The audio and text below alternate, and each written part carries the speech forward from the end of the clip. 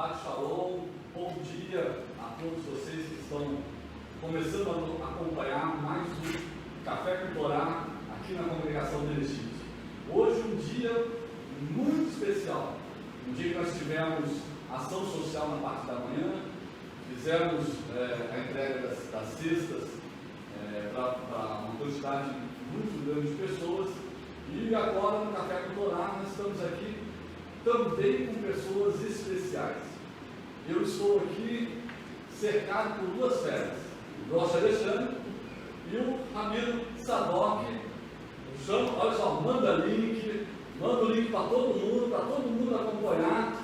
Façam todas as perguntas que vocês imaginarem, porque não sou eu que respondo hoje, são os dois. E vai chamando todo mundo, porque hoje vai ser um dia muito bom, graças a Deus. Amém? O Lédio, o mestre Lédio aqui com a gente também. E vamos falar da Parashá Shelach Derá. Amém? Vai pegando aí da tua Bíblia, então, o capítulo 13 do livro de Números, livro de Bar. Vai pegando aí, nós vamos estudar essa Parashá dessa semana. Vamos bater um papo a respeito dela. Tem muita coisa. Na semana passada eu tinha separado 12 tópicos que poderíamos falar aqui na Parashá. Essa aqui deve ter pelo menos 24, pelo menos um pouco. Então, mais uma vez, a gente corre o risco de, ao invés de café com Torá, virar jantar com Torá. Mas vamos tentar ser breves, então.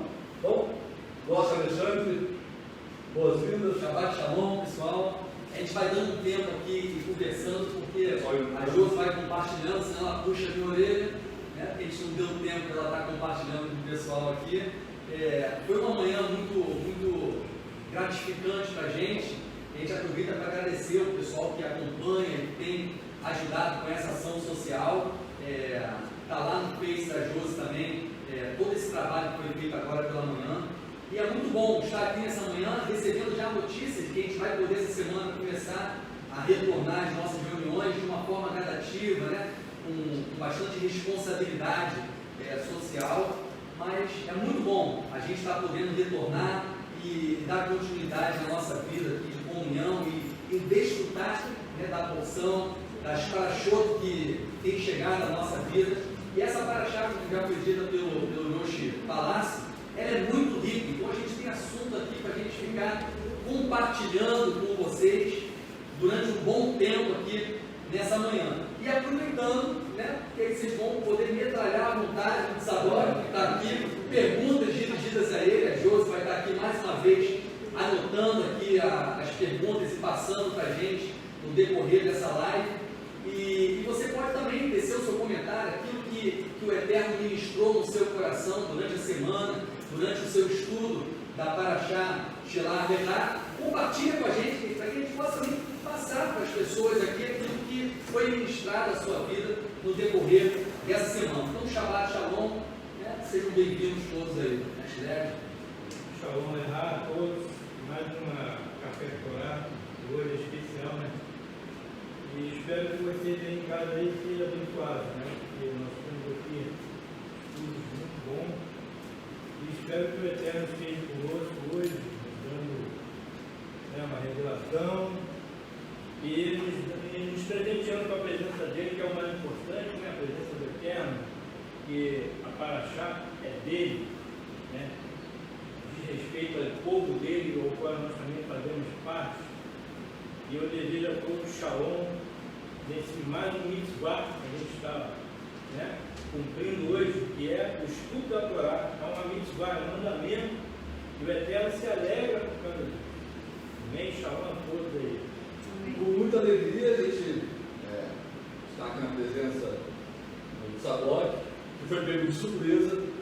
Ele veio visitar a gente, não, ela senta aqui, a gente já acompanha a gente. E seja bem-vindo, Sadoc, a nossa congregação. A gente bastante tempo tem acompanhado o seu trabalho e é um grande prazer ter você aqui hoje. Tá bom, eu cumprimento a toda a família da Missão Erechim. É uma alegria muito grande estar aqui nesse Shabbat. Desejo um Shabbat Shalom para todos vocês. E Shabbat é um dia tão especial que diz a literatura rabínica que o Eterno falou para Moshe: Moshe, eu tenho um presente precioso para o povo de Israel. E Moshe perguntou, qual é o presente? E Hashem respondeu, o presente é o Shabat. Vai lá e diga que esse é o meu presente. E o Shabat, que é esse dia de descanso, de regozijo, Yeshua é o Senhor do Shabat. Quando nós estamos reunidos em nome dele, ele está aqui presente. Então hoje é um dia de iluminação. Shabat é um dia de nós nos conectarmos com o infinito, de nós recebermos a luz divina. E eu tenho certeza que nós vamos conversando aqui e Hashem vai abençoar a todos nós. Vai abençoar você que está nos assistindo hoje. E às vezes nem é a nossa intenção, mas eu tenho visto que às vezes eu tenho ministrado alguns ensinamentos e que não tem nada às vezes a ver com uma questão que a pessoa está passando e milagres começam a ocorrer no Shabat. Essa semana eu recebi uns 3 ou 4 e-mails falando, olha, eu estava com um problema de saúde e tal, e eu fui curado, e a ministração não era nem sobre cura, mas isso é luz de Yeshua, é o poder de Hashem se manifestando no Shabat. Uma pessoa falou que por conta do coronavírus, ela estava desesperada com problemas financeiros, que não tinha mais emprego, e ela falou que assistiu um estudo no Shabat, orou ao Eterno, 2 dias depois, o Eterno restituiu uma condição financeira para ele, melhor ainda do que antes da crise. Então eu creio que quando nós buscamos o Eterno é fiel, né? Em hebraico, bitachon, a confiança, ele vai fazer coisas maravilhosas que nós nem imaginamos. Eu não sei como você será abençoado hoje, mas eu tenho certeza que com essa conversa, alguma brachá, alguma bênção celestial vai cair sobre a tua casa no dia de hoje. Shabbat Shalom. Amém. E a Parashá, essa Parashá dessa semana, também fala do Shabat. Mais uma Parashá que vai falar também do Shabat. Eu vou fazer o seguinte, eu vou ler o primeiro verso, nós vamos começar a falar sobre a Parashá. No primeiro verso, no capítulo 13 de Números, Bamidbar, no verso 1 diz assim, e falou o Eterno a Moisés, dizendo, envia para ti homens, e espiem a terra de Canaã, que eu hei de dar aos filhos de Israel, um homem por cada tribo de seus pais, enviarás, sendo cada qual príncipe entre eles. Então envia para ti, Shelach Lecha. Amém. O primeiro ponto que eu acho interessante e que eu notei, que você vê nos comentários judaicos nessa Parashá, é que eles colocam dentro da interpretação, da busca da compreensão dos textos na cultura judaica, eles procuram sempre analisar o que está conectado ao texto. Isso é uma coisa interessante para a gente começar a aplicar na nossa vida também. Eles buscam sempre assim, o que o texto anterior falava, né? E a gente leu, estudou na semana passada um texto que falava acerca daquele momento que Miriam e Aharon levantaram a voz, falaram contra a posição de Moshe e ela foi acometida então de Tzaraá, né? Então a gente vê aquele texto da fala maledicente ali, representado no texto anterior. E eles começam a buscar, né, o que esse texto, o que a história que terminou a Parashá anterior tem a ver com Shelach Lecha. E eles perguntam também, porque depois entram os mandamentos, né, dessa Parashá, o que pode ter a ver esse momento dos espias irem para a terra prometida, irem em direção à promessa, o que isso pode ter a ver com a fala de Miriam e com os mandamentos. Então, buscar a compreensão daquilo que está ao redor do texto, para poder contextualizar e ver a mensagem que está inserida ali, é um meio de interpretação importantíssimo para a gente compreender algumas coisas. Então, eu vou trazer para vocês o que eles dizem. A gente pode comentar alguma coisa aqui, só para dar uma introdução nessa Parashá.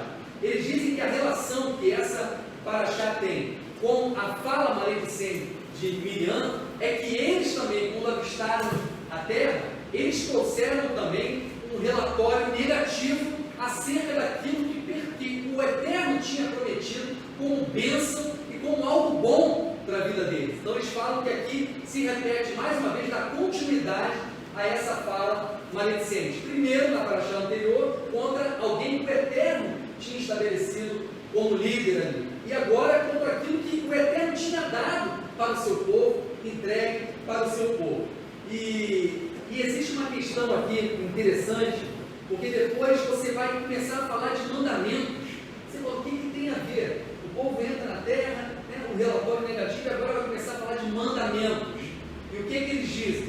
Eles dizem o seguinte, que a Parashá Shelach inicia falando do relato negativo dos espias, que é algo histórico, e em seguida trata de algumas mitzvot, como sacrifícios, Shabbat, Tzitzit, que são coisas eternas.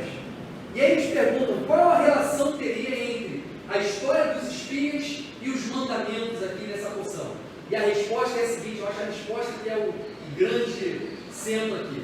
Eles respondem o seguinte, o comando de Deus a uma pessoa, logicamente inclui a promessa de que será possível.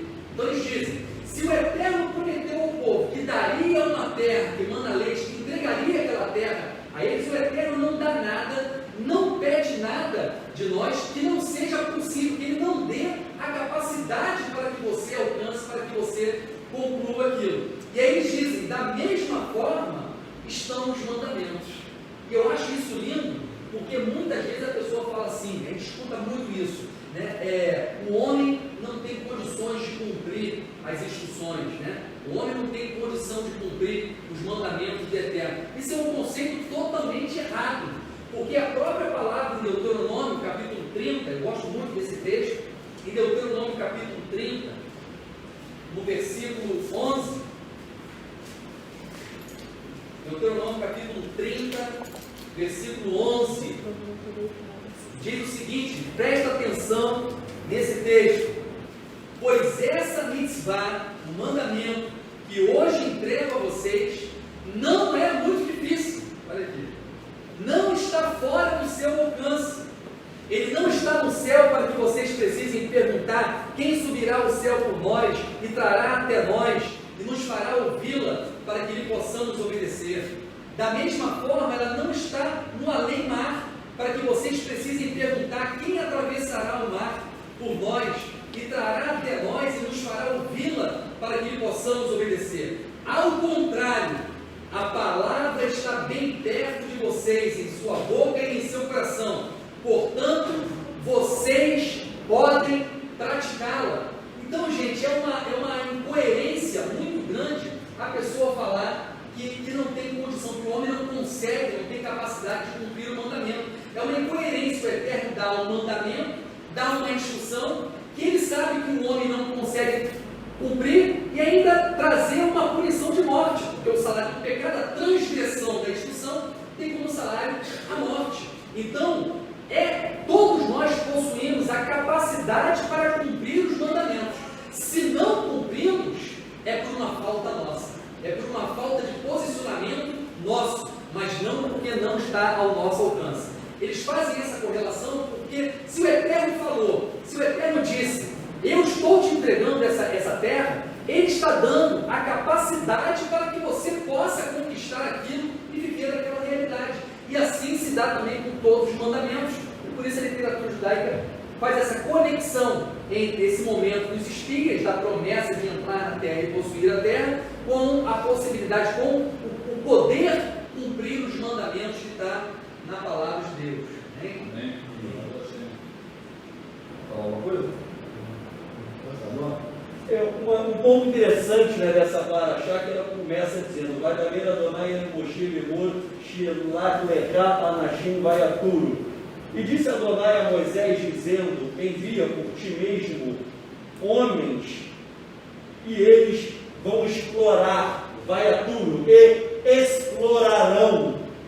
Vejam só, os comentaristas do povo de Israel explicam que o Eterno, o propósito inicial dele não foi enviar espias.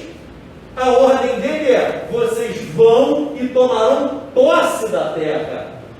Só que daí há o famoso jeitinho, tal como tem o jeitinho brasileiro, o jeitinho judeu.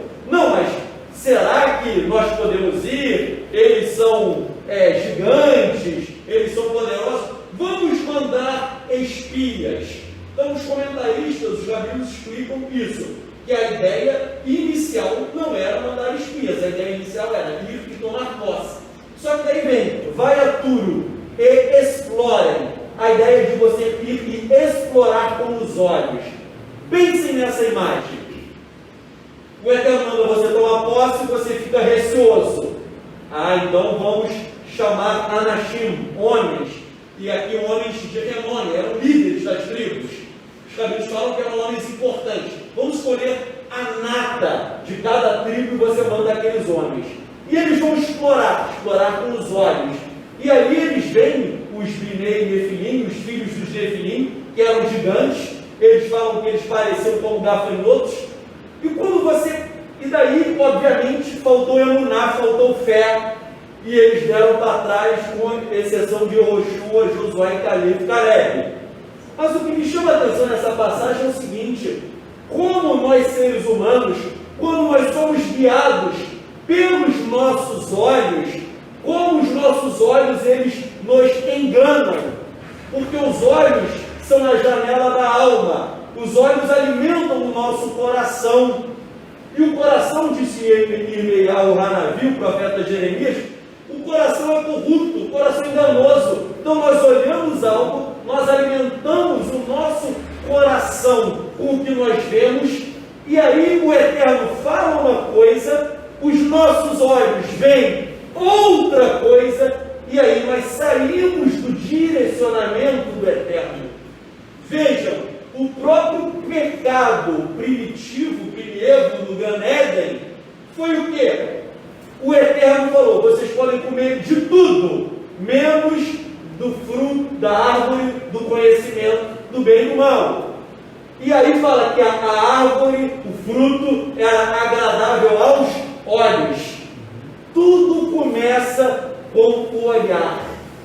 Então há uma conexão dessa paraxá também com o próprio Bereshit, com a própria primeira porção, que é essa questão de você olhar, ser seduzido pelos olhos. Alguns amigos até comentam que o vai duro também tem um significado de, além de explorar, é ser seduzido com os olhos.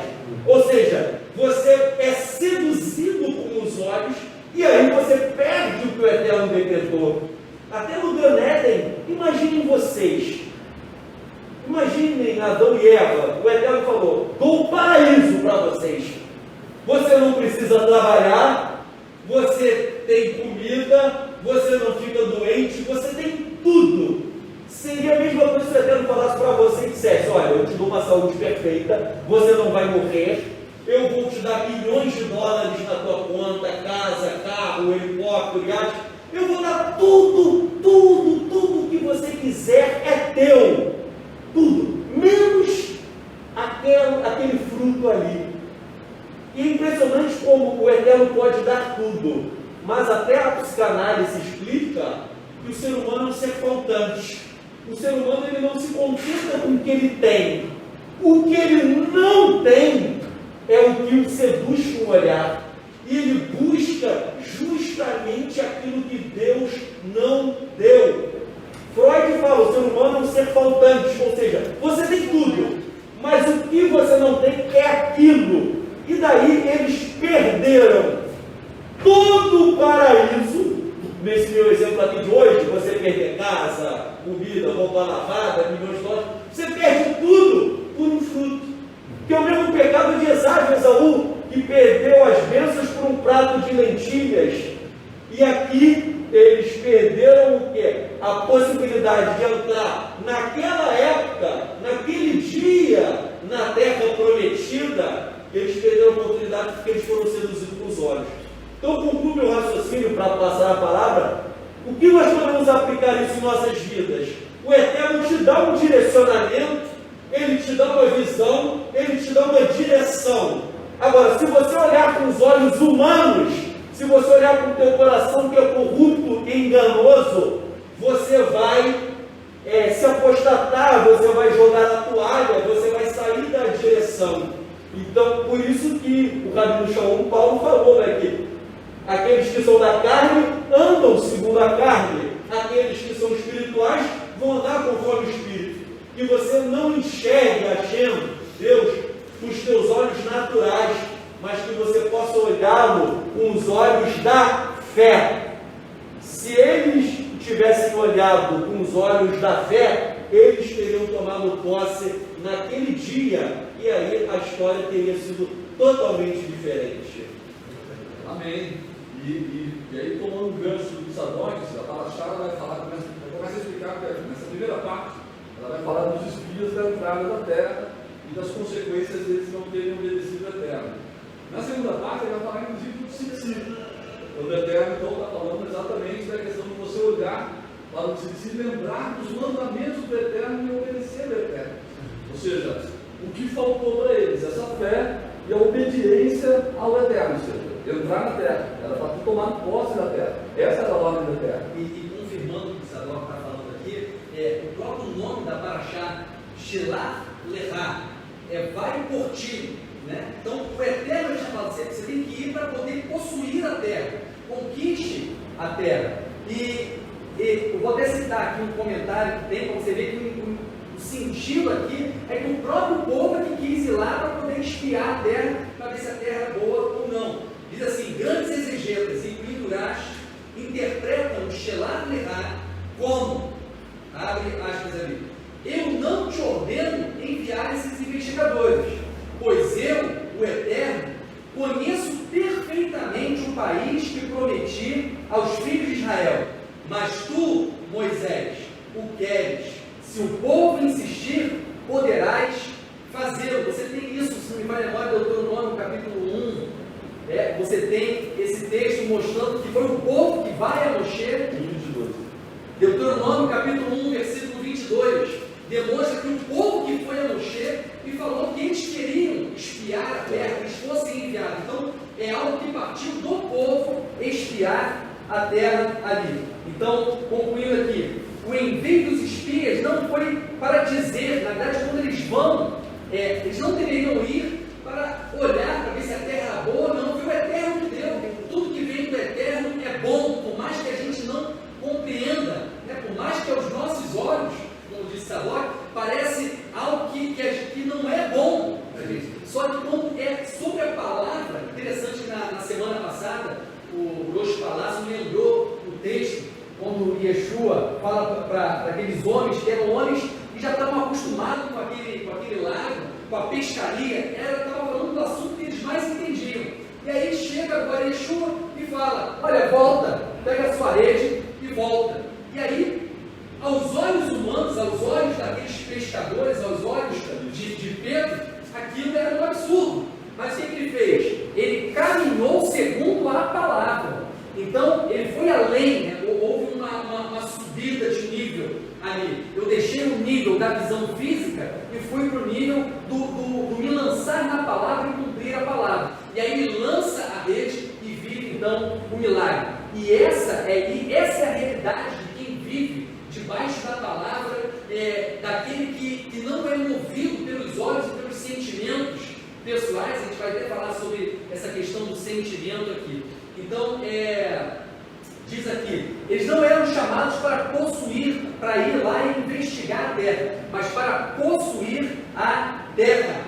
Mas aí o comentário judaico também traz uma coisa interessante aqui.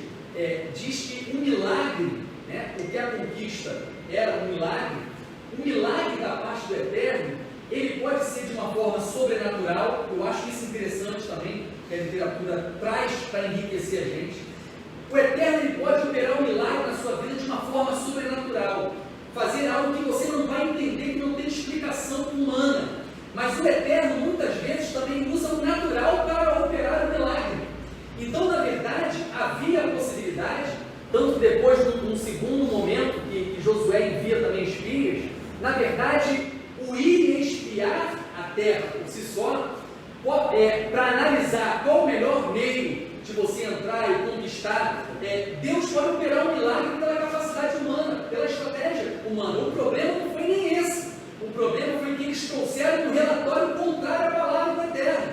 Eles viraram e falaram, não, nós não temos condições, porque lá tem gigantes, né?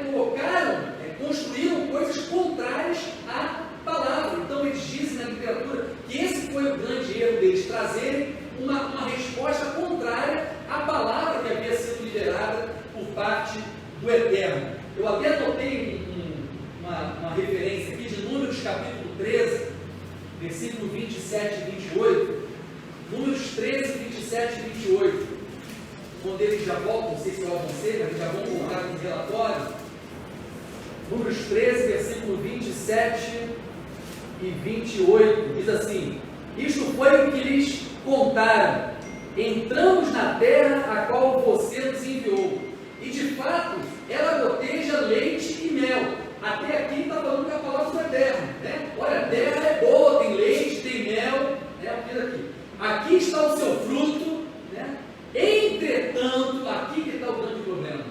Entretanto, o povo que vive na terra é feroz, as cidades são fortificadas e muito grandes. Além disso, vimos ali os Anakim, né? E ele começa agora, após o entretanto, né?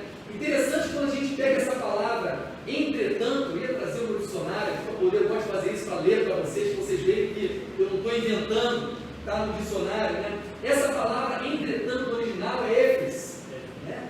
Você tem aí, formado por 3 letras, Aleph, P e Samer, e na verdade o significado do dicionário dessa palavra é coisa de nenhum valor, como se nada fosse. Então o que eles estavam, a conclusão deles ali em relação à promessa, ao que o Eterno estava dando, é que aquilo não tinha nenhum valor. Esse é o sentido de entretanto aqui. Eles falaram, a terra que nós fomos é uma terra que tem leite e mel, manda leite e mel, mas isso não tem nenhum valor diante das dificuldades que estão ali. Então eles tiram o valor da promessa com base no que os seus olhos humanos estão vendo e percebendo. Então é um ensinamento que a gente alcança aqui através dessa porção, e eles então começam a fazer um relatório negativo em relação à promessa de Deus. E aí no livro, tem um livro chamado Reflexões sobre a Torá, que ele fala sobre esse poder da propaganda enganosa que acaba influenciando a nossa vida. E ele diz o seguinte: aquele que é influenciado pela publicidade e pela propaganda a que está exposto, está expressando, na verdade, anseios secretos e ocultos de seu coração. Gente, quando eu li isso, eu fiquei assim, porque, na verdade, muitas vezes as pessoas são movidas pelos seus olhos, mas quando ela é movida pelos seus olhos, contrário ao que o Eterno está dizendo, na verdade, aquilo nada mais é do que coisas ocultas que já estavam dentro dela e que ela alimenta. O que ela via apenas alimentou algo que já era pré-existente dentro dela. Só uma pausa, galera, vocês estão vendo aqui na Torá, pela primeira vez a gente vê as fake news na Torá, fake news na Torá. Exatamente, a terra não é boa não manda leite mel, é ruim, ou seja, a gente vê fake news até na Torá, sabe? E muita gente caiu na fake news, o problema foi esse. E aí tem uma coisa aqui que me chamou a atenção nesse texto, dessa paraxá, que eu acho muito, muito interessante. É porque eram 12 espias. E sempre que eu olho com uma questão histórica, algum acontecimento assim, eu fico buscando o que eu aprendo para poder aplicar na minha vida, para não cometer os mesmos erros e para cometer e realizar os mesmos acertos de homens que cometeram os acertos ali. E aí aqui a gente tem, de 12, 10 entraram na fake news, né? 10 trouxeram relatórios negativos contra a palavra de Deus. E apenas 2 permaneceram fiel. E aí eu comecei a buscar, eu tenho que aprender com esses 2. Como eu aplico isso na minha vida, né? Porque às vezes a gente fala, poxa, eu não devo ligar pelos olhos, a gente sabe que essa é uma realidade que a gente vive, e a gente tem que aprender como fazer, o que eu preciso fazer para que eu não faça parte dos 10, mas para que eu faça parte dos 2, que eu seja um Yehoshua, que eu seja um Caleb, diante dessas coisas que o Eterno promete, e a promessa e aquilo que eu estou vendo, e a realidade que eu estou vendo. Como ser um desses 2 e não ser um dos 10? Aí tem algo tremendo que acontece nessa paraxá, gente.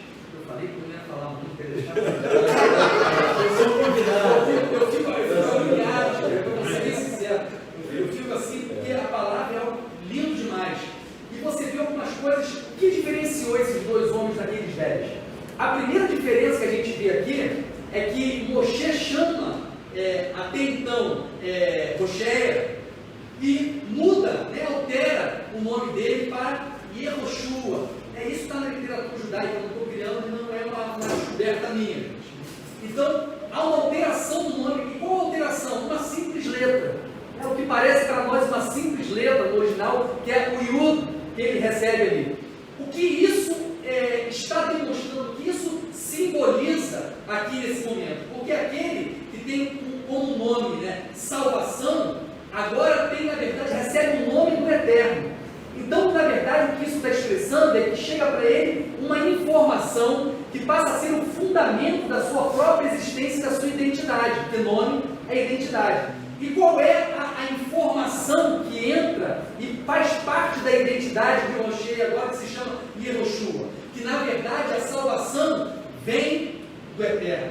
O nome do Eterno entra ali. Então, ele vai agora para essa missão com um conceito firmado, de que não é na sua força, que não é na sua capacidade, mas é que o Eterno vai fazer todas as coisas, que a salvação para eles, a bênção que vai chegar a eles, vem do Eterno, é Ele que vai fazer todas as coisas. Então ele sai com aquela identidade agora firmada, e isso fez grande diferença, isso fez com que um dos 12 se tornasse um dos 2 ali, que trouxeram um relatório positivo, baseado na palavra, porque ele sabia, mesmo diante de qualquer circunstância, mesmo diante do que os olhos estavam vendo, que a salvação vem do Senhor. Não vai ser o homem, não vai ser um exército, não vai ser a arma, isso é apenas instrumento na mão do Eterno para que a gente consiga conquistar a terra. Então esse foi o primeiro, um conceito que diferenciou ele na sua caminhada. Eu tenho a convicção de que a salvação vem do Eterno.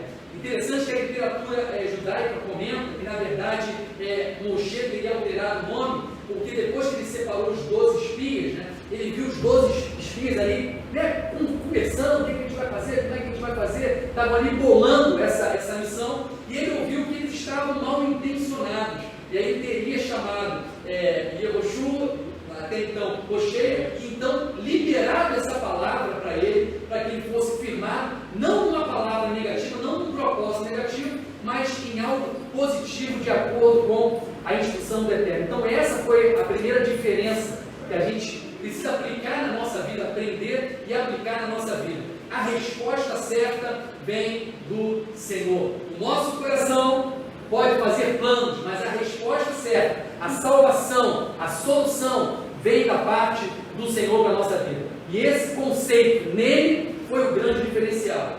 E depois a gente tem Caleb.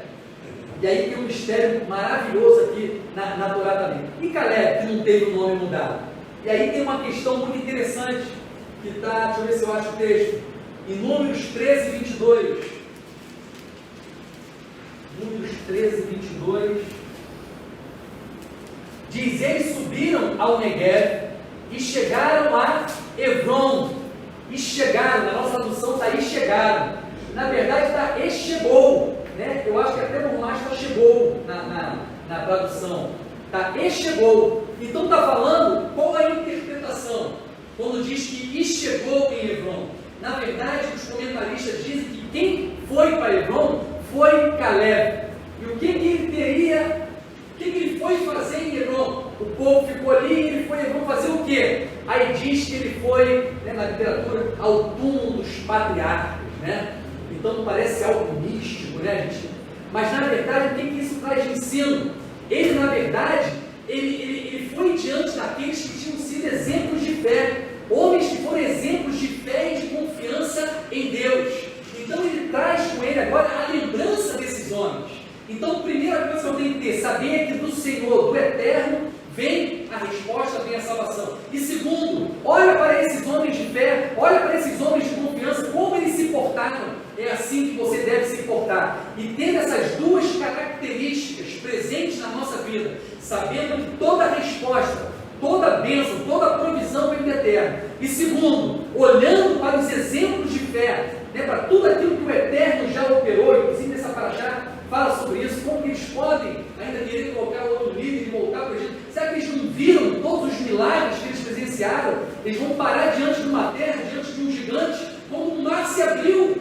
Então, por relembrar, por isso na cultura judaica, essa coisa da lembrança constante, a repetição da celebração das festas todos os anos, tizite, lembrando, né? Então, como isso fortalece a nossa fé, olhando para esses exemplos. E Caleb fez isso, e por isso ele também foi um dos 12 ali que trouxeram uma resposta positiva, porque tinham essa característica, e entraram e possuíram e herdaram a promessa, viveram a promessa do Eterno na vida deles. Amém? Respira aí. Respira aí. Pegando o ganchinho, a questão da fé, né, que a gente está falando muito aqui. Eu costumava dizer que, quer dizer, não fui eu que disse, foi o Eterno que falou para mim, que a fé, o contexto da fé, é você viver a verdade de Deus com fidelidade. Esse é o contexto da fé. E isso vem inerente ao homem. A fé é inerente ao homem. Então Deus precisa, né, entre aspas, de você confiar naquilo que Ele fala.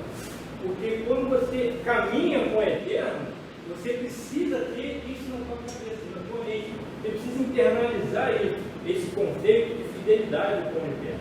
Porque Ele é fiel. Nós não somos fiéis, mas Ele é. Então a nossa vida de prosperidade diante do Eterno, ela depende da nossa fidelidade na verdade dEle. Porque Ele diz, vai e conquista a terra. Foi isso que Ele falou. Ele não pediu, como a gente falou aqui, o que tem lá? Quais são as pessoas? Ele não pediu nada disso. Ele falou, vai e conquista. Então, a confiança na palavra dele é muito importante nesse sentido. Isso serve de quê? De ensino para a gente hoje, porque não é diferente, amado. O que a gente está passando hoje, nós temos que conquistar nossa Canaã a cada dia. Nós temos que conquistar o território a cada dia. Por quê? Porque os anaquins estão querendo conquistar os territórios. E são nossos. Então, nós podemos deixar. Nós temos que avançar sobre a palavra do Eterno. Ou seja, a fé, viver na verdade com a fidelidade no Eterno. Também essa é a questão da fé concreta, exatamente. Porque nós fomos ensinados errado o que é fé. Todo mundo acha que fé é um sentimento, mas não é. Fé é você ter a certeza de que a palavra de Deus se cumpre. Isso é fé verdadeira. Amém? Uma coisa interessante, né, sobre os dois que foram fiéis. Oséias teve o nome mudado para Josué, Yehoshua e Caleb. Uma coisa interessante que Hazal, os sábios, explicam o seguinte. E antes de entrar nessa explicação, pensem bem. Nós sabemos, pelo livro de Yehoshua, Josué, que Josué será um grande conquistador. O livro de Josué não é um livro, como diriam meus amigos aí pentecostais, de só vitória. Você vê aqui que é uma vitória atrás de vitória.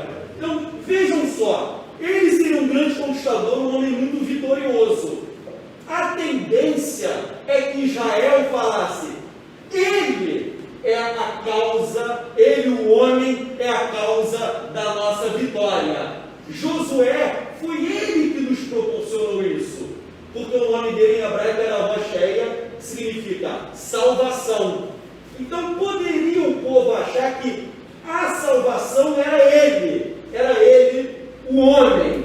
E aí o Eterno muda para Yehoshua, significa o Eterno é a salvação. Para que isso? Para mostrar que a salvação, a conquista da terra prometida, não seria um homem. O homem não é a salvação viria o quê? Do Eterno.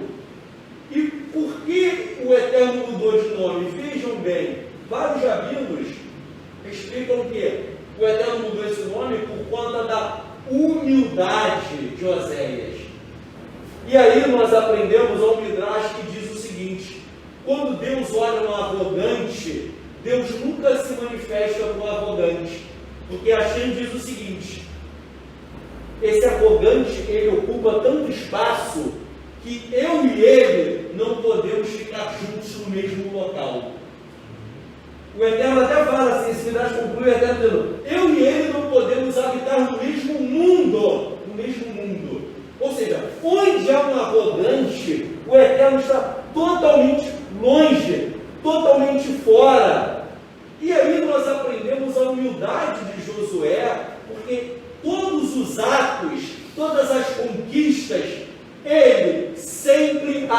serviu ao Eterno. E o povo entendeu também que veio do Eterno. E onde eu quero chegar com isso, a aplicação prática para as nossas vidas? A nossa tendência humana é achar que nós somos a causa das nossas conquistas. Isso é até algo natural, está errado, mas é algo natural. Você trabalha, você ganha um dinheiro, você compra uma casa. Você vai pensar, poxa, eu comprei a casa é minha. Você comprou um carro, a casa é minha. Você foi no mercado, você pegou o dinheiro e comprou. Isso é uma tendência natural de nós acharmos que tudo que nós temos, tudo que nós somos, é fruto do nosso esforço. Porque de fato existe um esforço. Eu tenho meu trabalho, eu ganho dinheiro, eu vou achar que fui eu.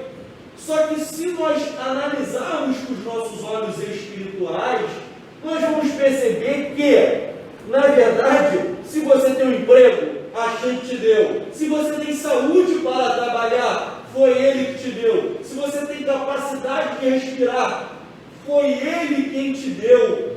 Então, na verdade, nós não temos nada. Tudo que nós temos são dádivas do Eterno. Então, Yoshua, o nome Yoshua Josué, Adonai salva, é Adonai que nos salva de todas as nossas situações. A nossa saúde, Ele nos salva da doença, a falta de emprego, tudo que acontece no planeta, Ele que nos dá. E nós temos que prestar atenção, por quê? Porque, infelizmente, é uma característica do ser humano se tornar arrogante, orgulhoso, vaidoso. Se você chegar para alguém e falar assim, poxa, você é arrogante, até o mais arrogante vai falar, não, eu sou super humilde. Até o mais arrogante do mundo vai, não, eu sou muito humilde. Ninguém vai falar, é até um traço do arrogante. Não, eu sou humilde. Veja, Mais humilde. exatamente, eu sou mais humilde. Nós temos esse defeito de não olharmos para dentro de nós mesmos. Nós temos esse defeito de não enxergarmos e, no fundo, todos nós temos um pouco de orgulho, um pouco de vaidade, um pouco de arrogância e, entendendo isso, o Eterno se afasta. Nós temos que fazer como Yeshua nos ensinou, temos que nos esvaziar completamente. Se alguém quer ser meu discípulo, pegue a sua cruz, tome e me siga. Cruz é instrumento de morte. Ali ele não falou, pegue seu carro importado, pegue seu cavalo branco e me siga, pegue a sua espada, tome a sua cruz, ou seja, mate e encerrará, mate a inclinação para o mal, se esvazie. Quem está vazio de si vai estar cheio de Hashem. Então isso é fundamental. E o outro personagem, Caleb em hebraico é Caleb, que vem de Caleb, que significa cão, cachorro. Ué, mas por que o nome desse, se eu chamar alguém de cão, a pessoa vai ficar ofendida? Mas no pensamento semita é um elogio, porque aí, a gente sabe, você que tem um cachorro em casa, o cachorro é o melhor amigo do homem, o cachorro é fiel. Então, o nome do Caleb, que vem de Caleb em hebraico, significa ele é como um cão fiel ao Eterno. Então, como quem tem um animal de estimação, um cachorro em casa, sabe que ele te ama, ele te recebe, né? Você que está me assistindo, alguma vez na vida, alguém pode até ter te traído, ou amorosamente, um amigo, uma pessoa. Agora, nunca viu um cachorro te trair. Então, na verdade, isso é a essência de Caleb. É aquele que é tão fiel ao Eterno que ele nunca vai trair o Eterno. E o Eterno é fiel. As Escrituras falam que o Eterno falou, você vai entrar na terra, você vai conquistar. E fala depois das Escrituras que quando Caleb ele era idoso, fala que ele tinha a força de um jovem. Ou seja, o Eterno é tão bom que não adianta o Eterno te dar uma bênção e você ficar ali todo caído, né? Imagina a cara aí falar, eu recebi a bênção, mas estou de bengala, me arrastando. O Eterno deu a Abraão a bênção completa. Você vai receber tudo, do bom e do melhor, mas, poxa, você não vai ficar ali caquético, não. Você vai ficar firme, como na juventude. E Caleb também vem de Caleb, significa aplica o coração a Hashem. Que isso é a essência da Torá. Aplicar o coração a Hashem e o coração ao próximo, como ensinou Yeshua. E hoje teve aqui a ação social bonita. O pessoal distribuindo as cestas básicas para as pessoas que precisam, a cesta básica. Isso é lindo. Isso é ser leve, conforme o coração. É aplicar o coração ao próximo. E diz a Escritura que quem dá ao pobre, dá a Hashem. Então, na verdade, esse trabalho social de vocês aqui é uma coisa maravilhosa, porque isso é a essência da Torá, a essência de Yeshua, isso é a essência de Caleb, aquele que é conforme o coração, que aplica o coração a Deus e ao próximo. Amém.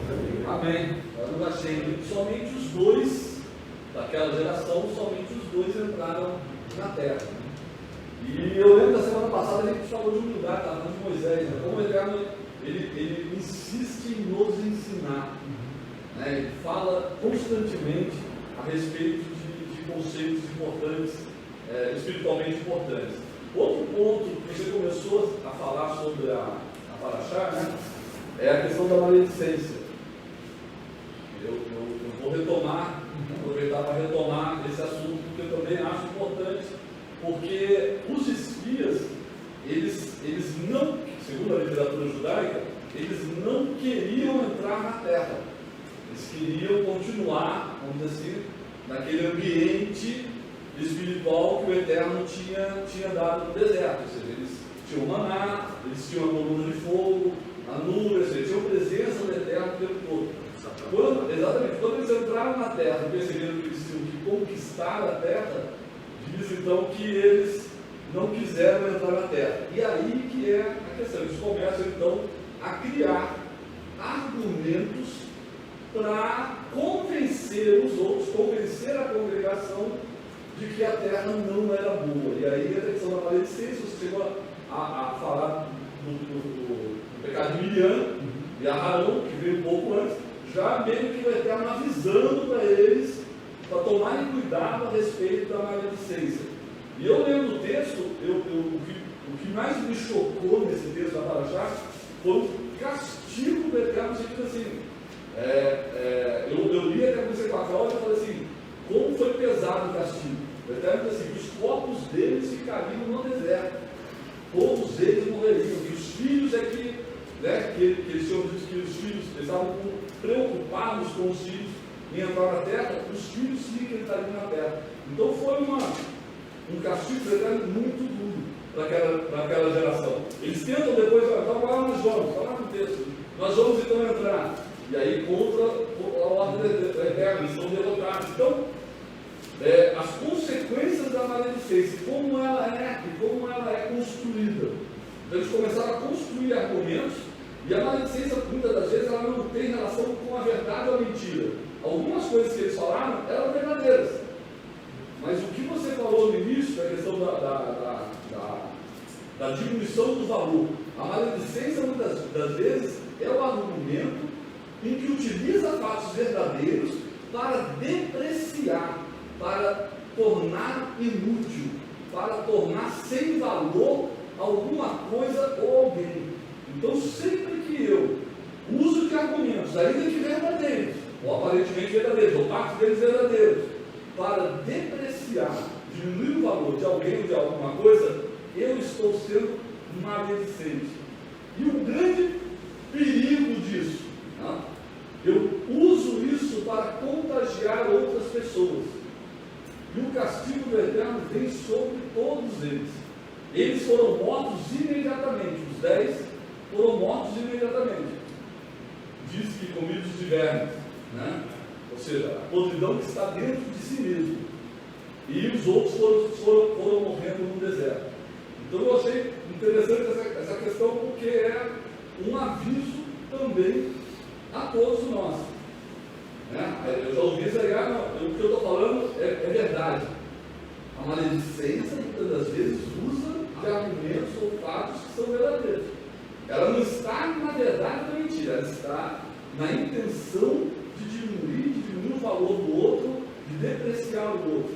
Isso é maledicência. Então esquece essa ideia, esse argumento de que, mas o que eu estou falando é verdade. Né? que no hebraico tem uma curiosidade, que é a palavra verdade, quando você pega as letras, são letras que têm duas bases, todas elas têm duas bases, isso a gente tem no comentário também. Então, a verdade ela é bem firmada, com as duas pernas. Já a palavra mentira, são letras que têm uma perna só, que são uma base. Então, normalmente a mentira, ela traz uma base e a mão de um lado. Então, normalmente ela vem assim, misturada, depois você pega lá as duas palavras no original e você vai ver que a palavra verdade tem duas bases e mentira uma só. Mentira tem perna curta. Tem uma perna só. O pessoal fala isso, tem perna curta, não tem uma perna só. Falta uma e tem uma. Um comentário, vou ler só um comentário aqui que está dentro do nosso assunto, um comentário da Daniele, que diz: Josué e Caleb, por terem visto com os olhos do Eterno e terem emuná, fé e confiança, entraram na terra prometida. Aí ela cita Provérbios 18, 12 a 15, que diz: a arrogância precede a destruição, a humildade precede a honra. Muito interessante isso aqui.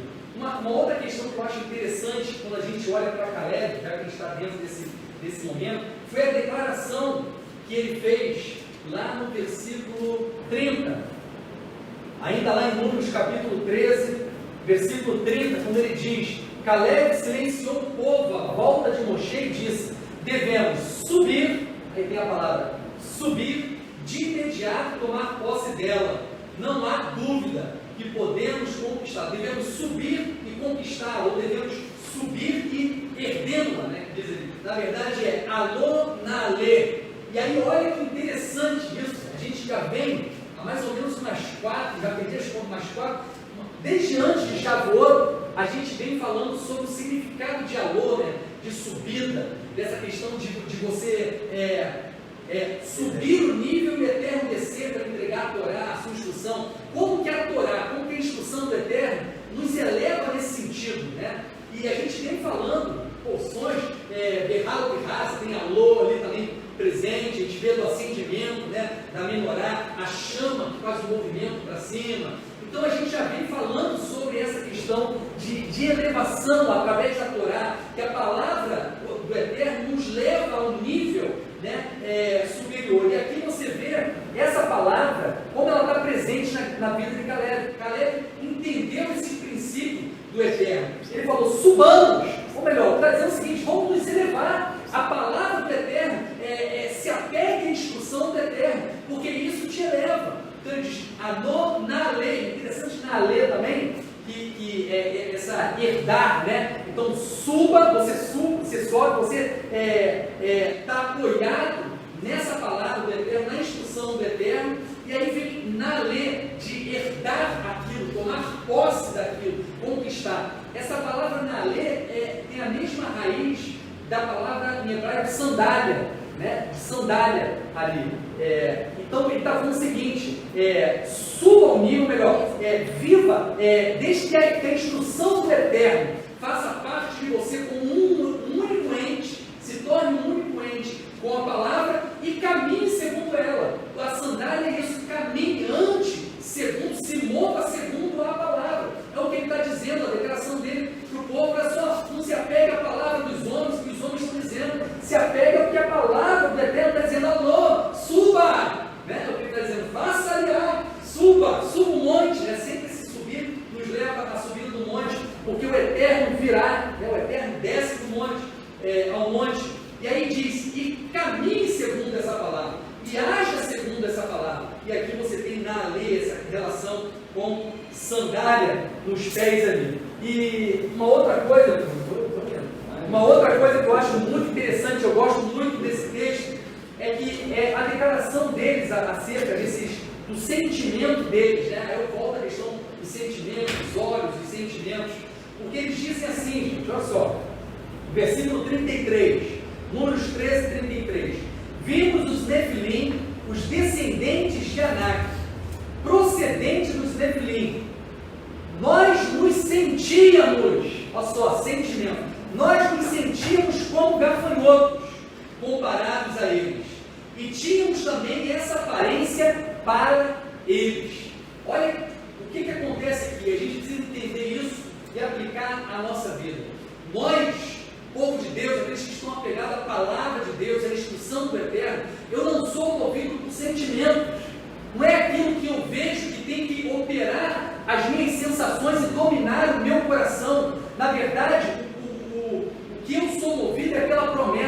palavra de Deus. Então não somos movidos por sentimentos, somos frutos da promessa do Eterno para a nossa vida. Isso é tão profundo que diz que porque eles se sentiam assim, eles eram vistos assim. Então, se você é uma pessoa movida pelo sentimento, né, pelos seus sentimentos, pelo que você está vendo, você será visto assim. Isso aqui não é coisa de positivo, não, pensamento positivo não, gente, né? Vou pensar que eu sou bom, não é isso não. Mas a forma que você se sente, você será visto. Agora, quando você é fruto, quando a sua ação é fruto da promessa do Eterno, da palavra do Eterno, então as pessoas vão ver e vão contemplar em você a palavra do Eterno, porque ela é luz e ela será refletida através da nossa vida, e as pessoas vão nos ver assim, como luz que reluz a palavra do Eterno, que reluz a vontade do Eterno na nossa vida. Amém. Amém? A gente não consegue sair do capítulo 13, né, gente? Meu Deus do céu. Alguém quer comentar alguma coisa? Eu continuo. Deixa eu continuar um ponto que eu acho importante também, que a gente tem aqui, gente. Porque esse momento que os espias, isso eu acho tremendo demais, sabe? Nas parashot, né? Eu sempre falo isso aqui também. É impressionante como cada parashá ela se encaixa com o tempo que a gente está vivendo, né? Cronologicamente, né? O momento. Isso é uma coisa impressionante da parte do Eterno. E aí a gente vê como que essa divisão até não foi algo que nasceu no coração do homem, mas que veio da parte do Eterno. O momento que a gente está vivendo, nós estamos no final do mês de Sivan. Nós estamos no final do mês de Sivan. Foi exatamente, eu fiz uns cálculos, foi exatamente o período que os espias saíram. Então a gente lê a Parashá exatamente no momento, na mesma época em que os espias saíram, porque diz lá no momento da colheita das uvas, né? Diz lá e começa esse período, começaria, eu até notei que é 19 de Sivan, eles teriam partido no dia 28 de Sivan, porque diz que essa missão durou 40 dias. Então, eles retornam da missão no dia 8 de Av, que a gente está em Sivan, agora a gente vai entrar no mês de Tammuz, e depois vem o mês de Av. E aí eles retornam no dia 8 de Av, e aí, depois daquele relatório que é feito no dia 8 de Av, naquela noite, naquela entrada do dia 9 de Av, eles choram ali amargamente, né? Tem aquele choro por algo que na verdade eles deveriam se alegrar, porque o Eterno falou: eu vou dar essa terra para vocês.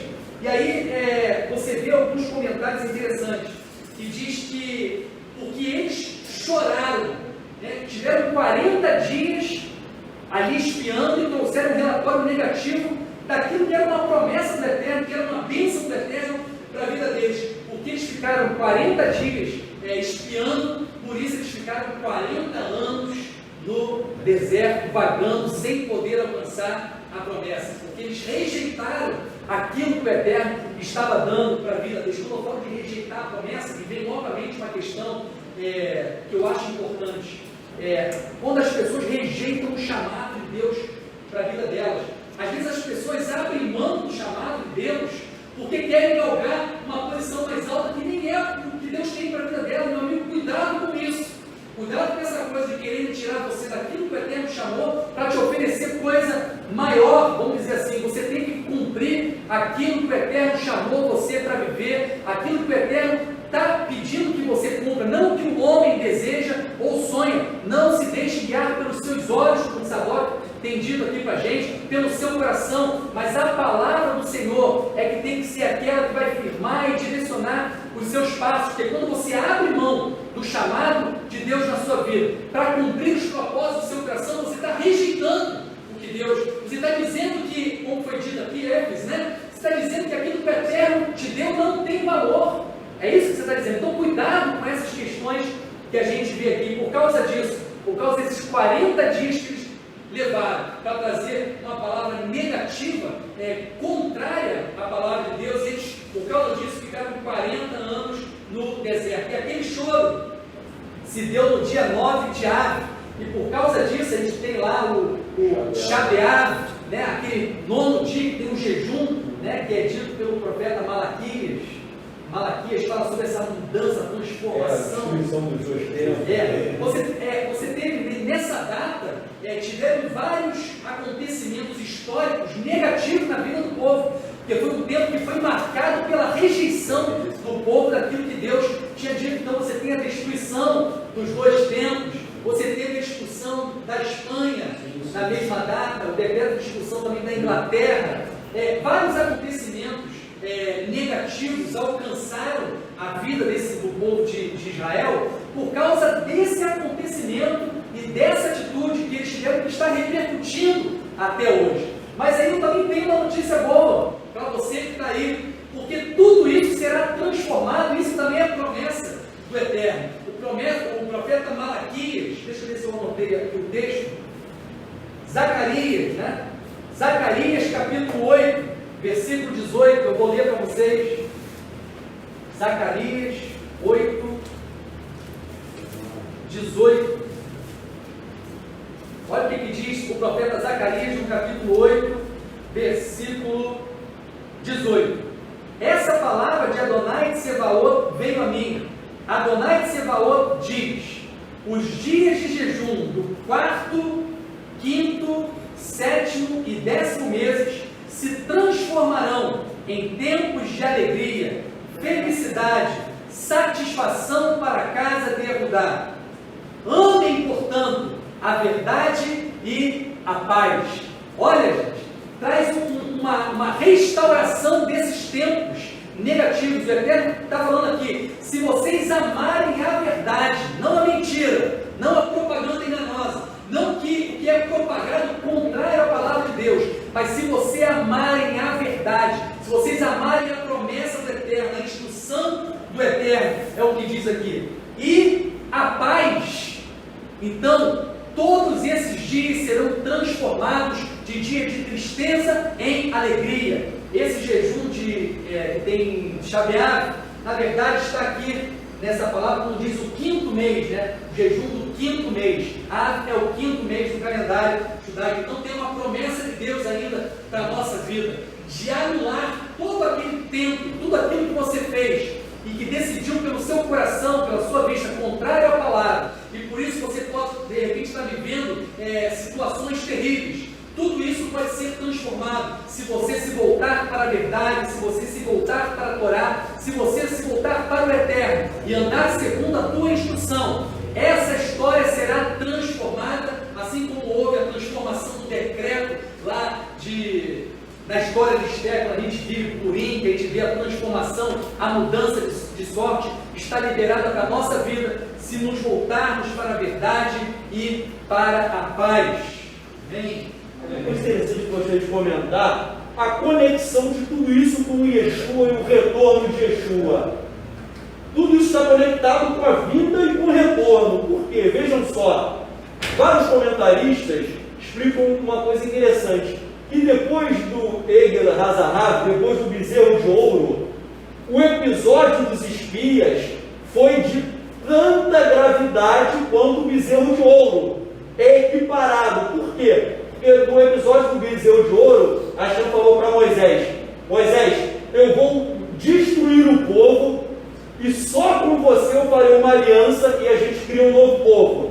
Moshe intercedeu e o Eterno liberou perdão. Aqui nessa paraxá, o Eterno repete as mesmas palavras do episódio do bezerro de ouro. Fala para Moisés: eu posso exterminar o povo por conta da infidelidade dos espias, eu posso exterminar o povo e fazer uma aliança só com você e criar um novo povo a partir de você. É a mesma palavra. Moisés intercede e o povo é perdoado.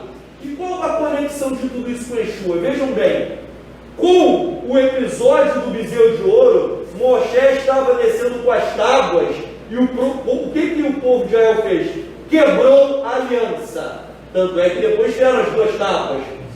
Aqui que ocorreu no dia 9 de Av, essa infidelidade dos espias, que é um pecado equiparado ao bezerro de ouro, o que aconteceu? Houve o que? Uma quebra o que? Da aliança. Esse dia de Shabeat, o dia 9 de Av, foi o dia que o primeiro templo, o templo de Salomão, foi destruído. E E o Talmud, no Tratado de Yomá, diz que o Eterno destruiu por 3 pecados: idolatria, imoralidade sexual e derramamento de sangue inocente. O que é isso? Quebra da aliança. Imoralidade sexual, você está violando um dos 10 mandamentos. Derramamento de sangue, não matarás, e a idolatria também. Ou seja, houve uma quebra das tábuas da Torá que levaram à destruição do primeiro templo, o templo de Salomão. Nesse mesmo dia, 9 de Av, só para vocês acompanharem o raciocínio, esse mesmo dia foi esse retorno dos espias que ele falou aqui, depois dos 40, destruição do primeiro templo, o templo de Salomão, e depois o segundo templo foi destruído no ano 70, Yeshua morreu aproximadamente no ano 30, e o templo foi destruído no ano 70. E o Talmud diz que por que Hashem destruiu o segundo templo? Por conta desse Sinat Hinam, por conta de ódio sem causa. Um judeu não amava outro judeu, odiava outro judeu, e odiava os gentios. Não havia amor. Havia um ódio sem causa. Sinat Hinam é um ódio gratuito de um grupo judaico em relação a outro grupo judaico e do povo de Israel em relação aos o quê? Gentios. Só que nós sabemos, ou seja, quebra da aliança, porque a aliança do Eterno está fundada também no amor. Então vejam bem, houve uma quebra da aliança e nós sabemos que Yeshua profetizou que não ficaria pedra sobre pedra. Ele profetizou que a rejeição dele levaria à destruição do quê? Do templo. Então, a rejeição de Yeshua é uma rejeição da Brit Hadashah, da nova aliança. Novamente, nós temos o quê? Uma quebra da aliança. E quando o segundo templo foi destruído, em 9 de Av, é de novo uma rejeição. Muitas pessoas que não sabem, mas é interessante. Yeshua falou que o segundo templo ia ser destruído e ele deu oportunidade do povo se arrepender. Flávio José fala que vários sinais aconteceram em Jerusalém antes da destruição do templo. Por exemplo, a menorá sempre ficava acesa. O óleo, a literatura rabínica fala que o óleo não daria para você ficar até o outro dia para ela acesa, mas havia um milagre do óleo dela ficar queimando até o outro dia. Isso era milagre. Fala que a menorá você acendia, a menorá apagava. Você acendia, a menorá apagava. Ela não ficava mais acesa. Você podia acender, virava as costas, ela apagava. Fala que a porta do templo abria e fechava sozinha. Parecia até filme de terror, né? Abria e fechava sozinha. Fala que pessoas viam cavaleiros tipo de morte, com turbantes negros, tal, no céu, andando e anunciando a destruição de Jerusalém. Vários sinais, o litério do templo desabou, o Sanhedrin teve que mudar, foram quase 10 sinais. A fita vermelha, na novilha, várias coisas aconteceram. Por quê? Pela rejeição de Yeshua. Agora, a promessa de Zacarias é que o Eterno vai restaurar as coisas. O dia 9 de Av é um dia de luto, mas se tornará um dia de simchá, de alegria. E quando eu pego a palavra alegria em hebraico, simchá é alegria, se eu perguntar as letras, simchá se transforma em Mashiach. Então quem vai transformar o luto em alegria é Mashiach. Aleluia. E há opiniões rabínicas diferentes, mas eu particularmente sigo uma linha rabínica que defende que muita gente quer construir o terceiro templo agora em Jerusalém, em pedra, o homem. Mas Ezequiel fala do templo da era messiânica. Vários rabinos falam algo que eu concordo, até com base em Apocalipse, que o verdadeiro templo de Yeshua não virá pela mão do homem. Será um templo que vai descer dos céus. Vários rabinos falam isso. Tem uns que querem construir lá com a mão do homem. Eu particularmente tenho uma visão que, pelo que eu entendo de Apocalipse e Ezequiel, o templo descerá. E ele descerá dos céus com Yeshua. Então, dia 9 de Av, que é a destruição do primeiro e do segundo templo, vai ser o dia que nós veremos o templo descendo do céu. Pô, não há mais alegria do que essa. Você viu ali, né? Aquilo, hoje em dia eu acho uma coisa legal da tecnologia, que em qualquer lugar do mundo você vai ver essa transmissão. Se eu estiver lá, eu pego até e faço uma live aqui, para quem estiver longe desse jeito, mas vai ser transmitido no mundo inteiro. E Yeshua voltará. Então o dia 9 de Av também tem a ver com a volta de Yeshua, tem a ver com as bodas do Cordeiro, tem a ver com a noite da noiva, em que o Mashiach, a literatura rabínica fala que a era messiânica é chamada de a noite da noiva, em que o noivo, isso é literatura rabínica, parece Brit Hadashah, mas a Brit Hadashah é um livro judaico, é um livro judaico. Então o noivo, ele vem buscar a sua noiva, e que nós possamos ser como aquelas virgens prudentes, que tenhamos o óleo do Espírito na nossa lamparina. É interessante falar do Mashiach, a relação do Mashiach com o 9 de Av, é que a literatura judaica também diz que 9 de Av é o dia do nascimento de Mashiach. Vocês já viram que Mashiach nasce 9 de Av. E na verdade, nascer é o quê? Algo que está oculto se torna visível. Então, na verdade, tem que entender, quando eles falam nascer, que tem uma simbologia muito rica. Então, está dizendo o seguinte, que Mashiach será visto em 9 de Av. Na verdade, ele se mostrará a realidade do Mashiach em 9 de Av. Então, essa relação da revelação do Mashiach com essa data, 9 de Av, a restauração de todas as coisas, a transformação, a mudança de sorte através da vida do Mashiach, está tremendo, revelado aqui nesse texto. Amém? Glória a Deus. Glória a Deus. Padre, tem um ponto aqui interessante, a gente não sai daquilo. Eu estou absorvido, porque eu já não sei. Tem um momento dessa paraxá que quando o povo começa a reclamar, ele deseja voltar ao Egito, ele chega ao ponto e fala o seguinte: vamos estabelecer um líder novo para a gente. Interessante que isso é muito comum. Eles queriam um líder para eles que realizasse aquilo que o coração deles queria, que realizasse a vontade deles. Queriam seguir um líder que falasse aquilo que eles queriam ouvir. E hoje a gente tem muito isso. Pessoas estão ali ouvindo que querem ouvir aquilo. Né? Então, na verdade, na área policial a gente vê que, na verdade, só existe o estelionatário porque existe aquela pessoa que quer aquilo que está sendo oferecido. Então, as pessoas que seguem e caem nessa pilantragem de um estelionatário é porque, na verdade, ela quer realizar os seus desejos de forma fácil, né? Tanto que o povo também pediu, nós teremos uma vida mais fácil, né? A gente viu isso na Paraxá também. Então, eles queriam um líder que falasse aquilo que eles queriam ouvir. Então, meu amigo, fica certo se você quer um líder, né, que fale o que você quer ouvir, a Bereshit não é o seu lugar. A gente já tem claro, a gente está aqui para falar o que o Eterno pede, porque a gente sabe que é isso que levará a gente até a terra da promessa, é isso que levará a gente à conquista. Amém?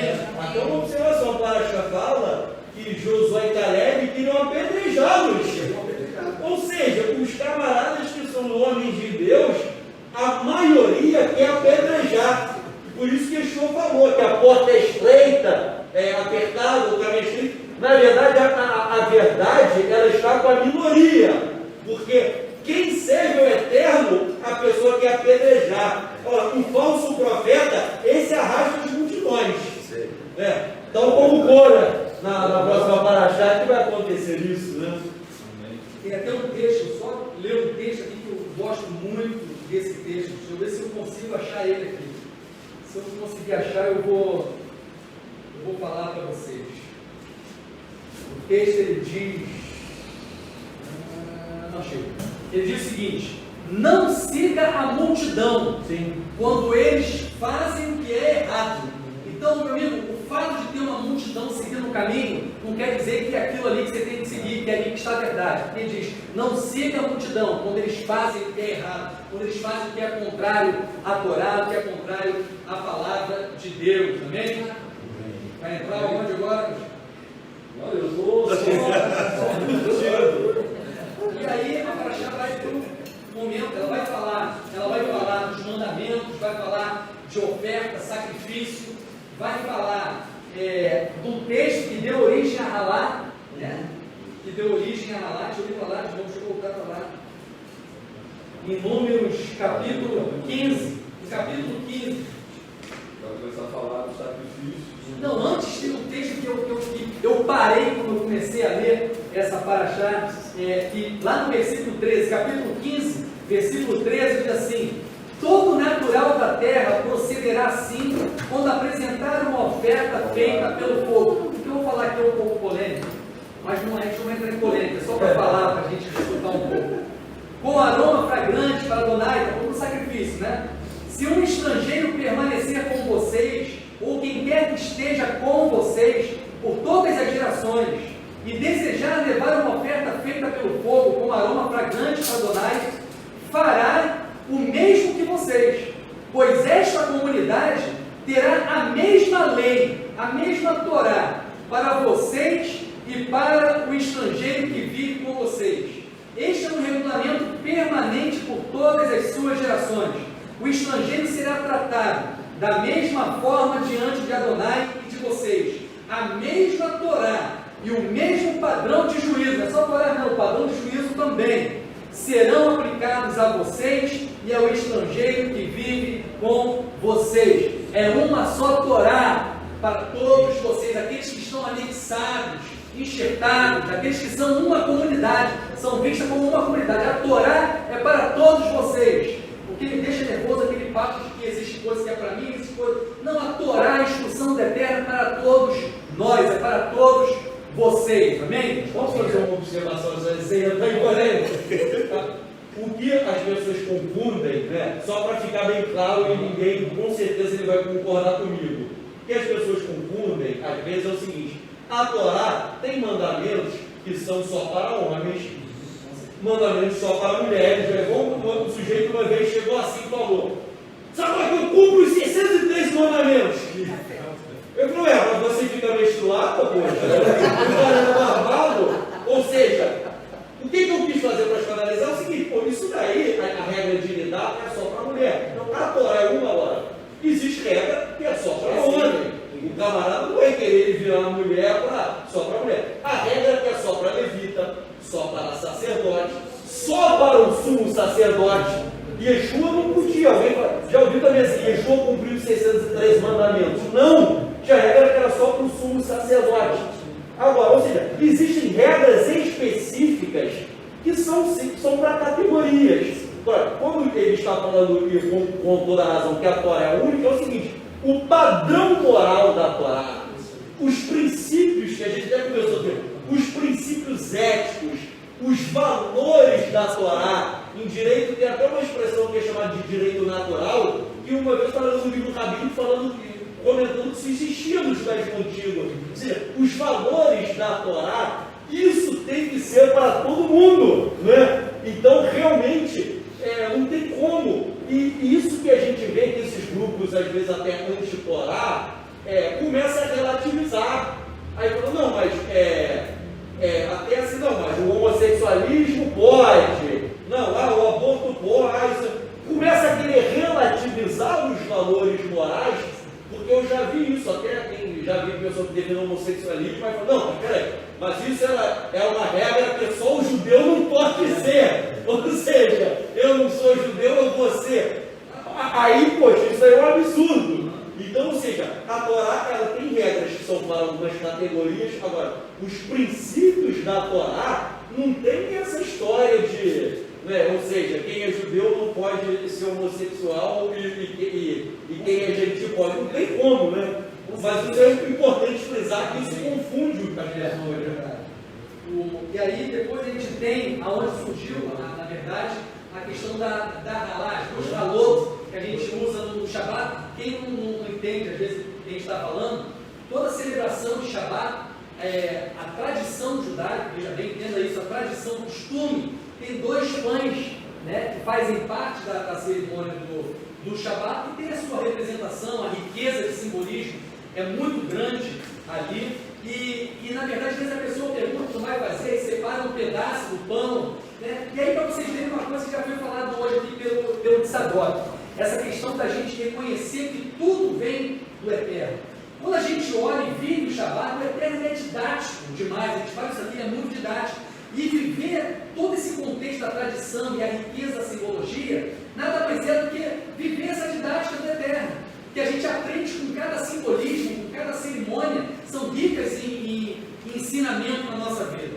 E quando a gente está realizando o próprio Shabat, o foco central é a gente reconhecer que, na verdade, tudo que chegou a nós durante aquela semana veio do Senhor, e nós reconhecemos isso quando nós vivemos o Shabat. E no Shabat a gente tem lá as duas halotas, esses dois pães, e é um momento que a gente reconhece, né, porque representa a provisão, o convívio, um maná que veio do céu e sustentou o povo no deserto. Então, quando a gente distribui, faz parte, participa dessa cerimônia, comendo desse pão, na verdade a gente está trazendo, reafirmando dentro de nós que tudo que a gente tem recebido, toda a provisão, vem do Senhor, chegou até uma lá aqui, gente, vou mostrar para vocês aqui, chegou uma aqui que fizeram. Então a gente reconhece, na verdade, a provisão do Eterno, que mais uma vez revela o Mashiach também, porque Ele é a provisão do Eterno para a nossa vida. Ele diz: vocês comeram o pão do deserto, né? Morreram todavia, aquele que comer, né? Aquele que se tornar parte de mim terá a vida eterna. Então Ele revela isso, o Mashiach é revelado dentro desse contexto também. E esse texto aqui, de Números capítulo 15, versículo 17, diz: Adonai disse a Moshe: fale ao povo de Israel, quando vocês entrarem na terra para onde eu estou levando, e comerem pão produzido na terra, devem pôr de lado uma porção. Na verdade, a palavra ralá é exatamente o que a gente pensa que a ralá é o todo. A ralá, na verdade, é a parte que é separada. O sentido da palavra ralá é exatamente essa. Então, revela, quando a gente prepara as duas ralô, que é separado uma parte, você está trazer para dentro de você, reafirmando esse conceito. Você reconhecendo que, na verdade, tudo que tem chegado à sua vida vem do Eterno. É um reconhecimento de que tudo é dele e tudo é para ele. Deixa eu ler aqui um comentário. Lourdes Rodrigues, um abraço, Lourdes. Graças a Deus por ouvir o que Deus fala e não o homem. Pais que transformam pois quem transforma o homem, só Deus pode. Ainda que triturados, quero ouvir a verdade da palavra de Deus. Amém, Luiz. Ainda que isso doa, porque normalmente dói, gente, normalmente dói, porque é um trabalho de transformação, remodelar a nossa vida, né?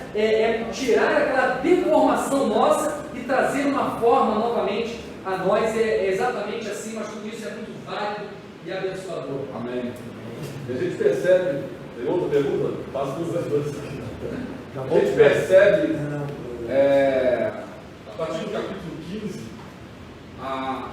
o Eterno começa a restaurar aquele povo, ele começa a ensinar de novo o povo. É por isso que ele começa a falar ali dos mandamentos. Porque quando você lê o texto, capítulo 13, 14, e entra no capítulo 15, pode te dar a impressão de não haver relação. Ou seja, ele está falando dos espias, todas as consequências daquele pecado, e começa então a falar de sacrifício, inclusive, e acabou de falar aqui da mesma lei para os estrangeiros e para o povo, e falou da Halá. Igual depois ele vai falar do Tzitzit.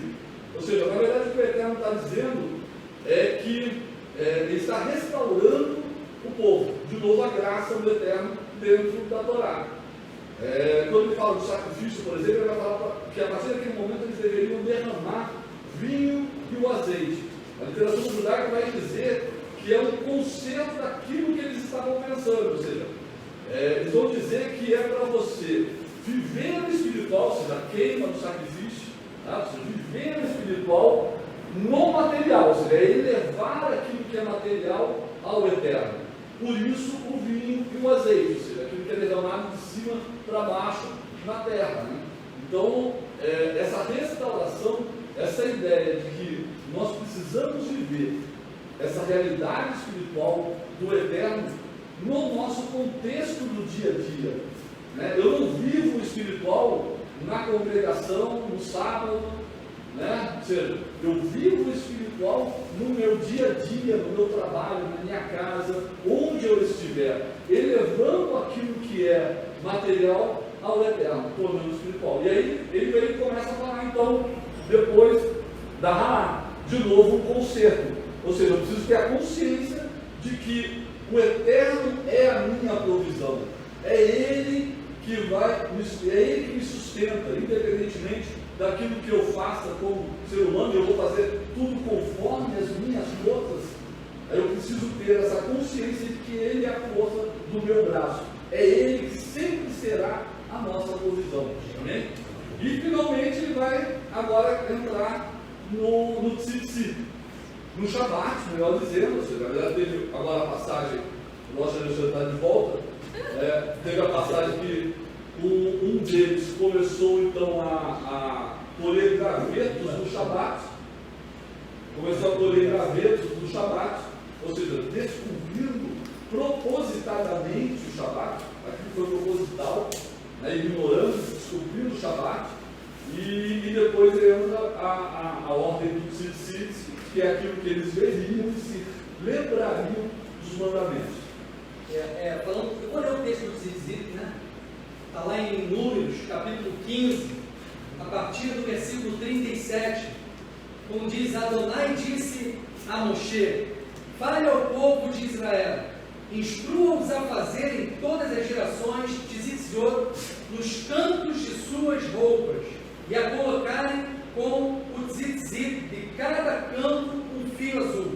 A Tzitzit servirá para vocês olharem para ela e se lembrarem de todas as mitzvot de Adonai e obedecerem a elas, para que não sejam desviados pelo próprio coração e pelos olhos, sendo levados a se prostituir, que ela os ajude a se lembrar de todas as minhas mitzvot e obedecerem a elas e serem santos para seu Deus.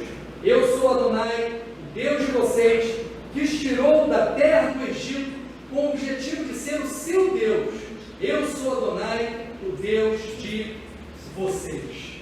Então é um mandamento que o Eterno traz aqui, de trazer, a gente usa, Tzitzit aqui. Interessante, é bom a gente trazer algumas questões. Uma vez a pessoa perguntou: para que você anda com o Tzitzit, Aí eu virei e falei: não, Números capítulo 15 diz que é para que você olhe e lembre dos mandamentos do Eterno, e assim não venha se desviar pelos seus olhos ou pelo seu coração. Então, quando você está no dia a dia, você está ali, está lembrando: eu tenho um compromisso, eu tenho uma aliança com os mandamentos do Senhor. Depois a gente pode explicar algumas questões que a gente tem aqui simbólicas do Tzitzit. E a pessoa virou para mim e falou assim: é para lembrar do compromisso que você tem com a palavra. A pessoa falou: eu não preciso de algo físico, a pessoa falou: eu não preciso de algo que me lembre. Eu lembro que eu tenho que guardar os mandamentos do Senhor, eu não preciso de algo para lembrar. Eu não preciso de um objeto para lembrar de nada.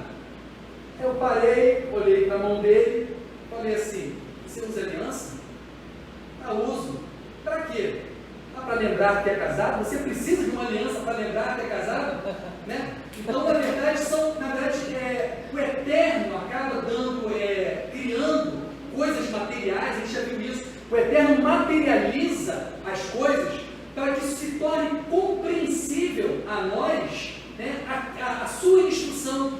Então, porque se o Eterno chegasse aqui e revelasse a sua vontade de uma forma sobrenatural, eu creio que a gente não teria capacidade de compreensão. Então, a materialização, isso dentro da cultura judaica é chamado de embelezamento das mitzvot, Então, você tem embelezamento em todo mandamento. Isso aqui, no caso, é um mandamento específico, estabelecido pelo Eterno, mas você tem todo um embelezamento que envolve mandamentos e instruções do Eterno, porque a materialização é uma forma didática da gente aprender, compreender e alcançar a mensagem que o Eterno quer trazer para a nossa vida. Alguém quer falar alguma coisa do Tzitzit aqui como introdução? Citamos uma coisa aqui conectada, que às vezes a Torá estabelece uma série de mitzvot, de mandamentos, e aí há uma tendência até das pessoas, de um modo geral, a achar que tudo é um legalismo. Porque de fato as pessoas se tornam legalistas, o que é errado. Mas aqui o nosso irmão trouxe um verso nessa paraxá, Adonai é apai em Irav Hesed. Adonai é tardio em irar-se e com grande Hesed, com grande graça. Esse texto foi dado ao Eterno perdoando o povo depois desse pecado, dizendo, verá chesed, e com muita graça. Então, o Eterno, ele perdoou o povo pelo pecado do bezerro de ouro, perdoou o povo por conta disso. A graça do Eterno sempre está conosco. Ou seja, quando a gente busca cumprir Torá, guardar Shabbat, qualquer coisa, não significa que você está achando, que fique bem claro, que as pessoas perguntam, e ele mandou esse texto aqui, que por casa, que a gente vai achar que não é o Shabbat que está me salvando, ou é o Tzitzit, ou estudando Torá. Nós que queremos Yeshua, ele é a nossa salvação, porque nós vamos nos esforçar ao máximo para fazer a vontade do Eterno. Porém, a questão da graça, eu costumo dizer o seguinte, vou conectar isso com o Tzitzit, que é o seguinte: nós não queremos ficar doentes, ninguém quer ficar doente, mas quando você fica doente, você toma o remédio. A graça do Eterno é como o seguinte: você quer cumprir Torá, você quer obedecer ao Eterno, só que às vezes você falha, e quando você falha, entra a chesed, entra a graça. Então, na verdade, nós tentamos viver de uma forma saudável espiritualmente, cumprindo as mitzvot da Torá. Só que quando a gente transgride, quando a gente falha, aí entra o chesed do Eterno, de Yeshua, né? Mas o foco nosso tem que ser o nosso coração ao Eterno, e ele derrama a graça, como o nosso irmão mandou aqui. O texto fala que ele perdoa a iniquidade, ele perdoa o pecado. E o Tzitzit tem uma coisa interessante, que eu estava falando de Caleb, né? Que Caleb que tem a ver com conforme o coração, e eu falei que a gente tem que aplicar o coração no Eterno. Coração em hebraico é a palavra lev, que na gematria tem valor numérico de 32. E o Tzitzit, se a gente contar, são 4 em cada ponta, são 4 fios, 8 aqui, 8 aqui, são 8 em cada, 8 mais 8, mais 8, mais 8, dá 32. Então o Tzitzit tem essa simbologia também, da pessoa tentar se lembrar e tentar aplicar o coração ao Eterno. E no contexto daquela época, tem um negócio muito interessante, porque vejam, hoje aqui realmente na nossa sociedade ocidental, e se eu gostou da Torá, que seja por Tzitzit, alguém que não conhece, causa uma estranheza, é verdade, a pessoa nunca viu, isso é normal, a gente tem que respeitar. Isso que é um choque cultural para algumas pessoas. Só que vejam só, o rabino Jacob Milgrom, que é um rabino que escreveu um livro comentando o livro de Números, ele explica uma coisa interessante. Na Torá há uma proibição de shatnez, misturar lã com linho. Ninguém podia usar roupa de lã com linho. Por quê? Mas por que o Eterno proíbe? Qual o problema de comprar uma roupa de lã, uma de linho e botar? Mas por quê? Porque naquela época os sacerdotes pagãos, eles usavam roupas de lã com linho. Então, para não associar, o Eterno proibiu. Só uma pessoa podia usar, um grupo que seriam os sacerdotes. Os sacerdotes poderiam usar, o sumo sacerdote poderia usar lã com linho. Então, olha só que lindo. O que isso tem a ver com o Tzitzit? O sumo sacerdote podia usar lã com linho. A roupa de Arão, você lê, tinha linho e tinha lã, dizem os rabinos. Só que o povo comum não podia. Só que os rabinos falam que Tzitzit muitas vezes era feito com lã e que o cidadão comum podia colocar na sua roupa de linho. Só o Tzitzit que poderia ter essa mistura. E esse rabino Jacob Milgrom, ele fala assim, mas por quê? Por que o Tzitzit tem uma exceção? Porque a ideia é a seguinte: Israel foi chamado para ser uma nação sacerdotal. O uso de Tzitzit, ainda que tiver uma mistura de lã com linho, seria permitido, porque o Eterno, ele constituiu o sumo sacerdote, mas é como se ele dissesse: para mim, todos vocês, ainda que você não seja da tribo de Levi, seja de Judá, de Gad, de Dan, eu quero que todos vocês sejam uma nação sacerdotal. E que traduzem como borlas, em algumas versões. Na antiguidade, os povos pagãos, as pessoas importantes, elas usavam esse tipo de borla, que fala que é terrena, geralmente traduzido como um azul, é de uma cor azul, mas um azul real, um azul brilhoso, um azul real, dá uma noção de realeza. Esse Rabino Jacob Milman explica o seguinte: essa cor era uma cor cara, a tinta para fazer isso, o terreno era uma tinta cara, mas para espelhar a realeza do povo de Israel. Todos nós somos sacerdotes do reino de Torá, que até queria fazer um reino de sacerdotes. Nós temos que ter uma vida sacerdotal. O que é isso, minha gente? É uma vida de santidade, é uma vida de realeza, é uma vida em que nós temos que nos colocar como sacerdotes do Eterno aqui na terra, espelhando a beleza, espelhando a realeza. Você que está nos assistindo, você é um filho do rei, uma filha do rei, e eu trago essa reflexão: será que nós estamos nos portando como um filho do rei, como uma filha do rei, como alguém que quando entra, leva a presença divina? Quando você chega em um lugar, o que o Eterno quer é que a tua própria presença espiritual ali modifique todo o ambiente, atinja pessoas, você seja um manancial de bracota, de bênçãos, porque você tem uma marca da realeza. Isso é muito importante, porque às vezes nós nos esquecemos. Falando por mim, com você, às vezes a gente esquece essa nossa característica, porque quando o sumo sacerdote andava no meio do povo, não é? Todo mundo lembra que tinha até os sininhos, todo mundo escutava, já sabia que era ele. Nós não andamos com o nosso sininho, mas a ideia é que nós temos uma marca de discípulos de Yeshua, nós temos que ter a boa fragrância do Mashiach. Para quê? Para espelhar essas coisas. E o tzitzit tem a ver com isso, porque tzitzit também tem a ver com o verbo lehatzitz, significa ver. Ou seja, nós temos que ver e nos lembrar do Eterno. E eu vou além dizendo, nós temos que ver, nos lembrar do Eterno e enxergar as coisas com os olhos do Eterno. Enxergar o mundo com os olhos de Yeshua. É olhar para o próximo, não com a minha carnalidade, mas com o amor de Yeshua. A gente viu aqui com o resto, com a graça de Yeshua. É olhar o necessitado, não como eu, Sadoc, olho, mas como o Eterno olha. Porque a gente pode olhar um pecador e julgar o pecador, mas se o Eterno nos olhasse pelos nossos pecados, até de outrora ou presente, nós não estaríamos aqui. Então o Eterno, ele nos olha com amor, com compaixão, com misericórdia, e nós temos que olhar, se olhar Eterno, olhar o próximo, com um olhar diferente. E é isso que eu creio que é uma mensagem espiritual de Tzitzit.